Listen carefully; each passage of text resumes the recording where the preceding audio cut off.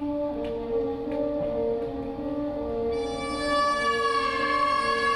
could say that I'm speechless, but I have to shout over Ennio Morricone's music to say that I feel like I just fell down a rabbit hole into Thom Browne's macabre wonderland.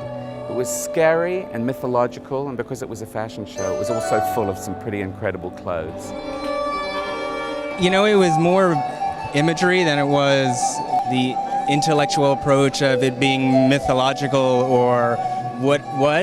It started with the silver shoes, and then the fabrics, and then because the fabrics were so fantastic and so surreal in a way, I wanted the presentation to be so surreal, and that's where the Minotaurs came in, and so it was more just a visual kind of nightmare. I want to know how somebody who's a connoisseur in one discipline responds to something like that in another. The first thing that was clever about it is that they'd sort of established non-human, wasn't it, when those guys came out in the beginning? That's wonderful, this show. Now, Thom Browne is very popular in Japan, isn't it? Yes. When you see a show like that, you understand why.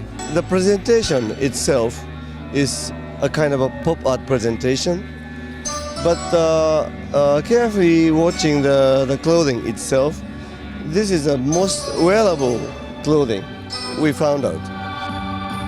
I think it was absolutely incredible.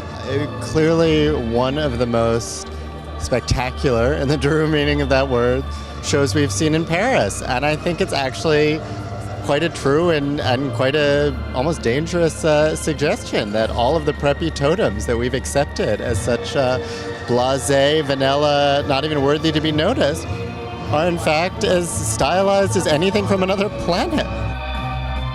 You've always said you wanted to do your shows so that you would make people laugh and so on. So this was a more personal thing in a way. This was more about you.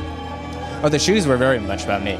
And the clothing too, because it was very iconically American preppy clothes, but taken to a point that the colors were a lot more fantastic than true colorful clothes. And that's where the fantasy of the whole story came.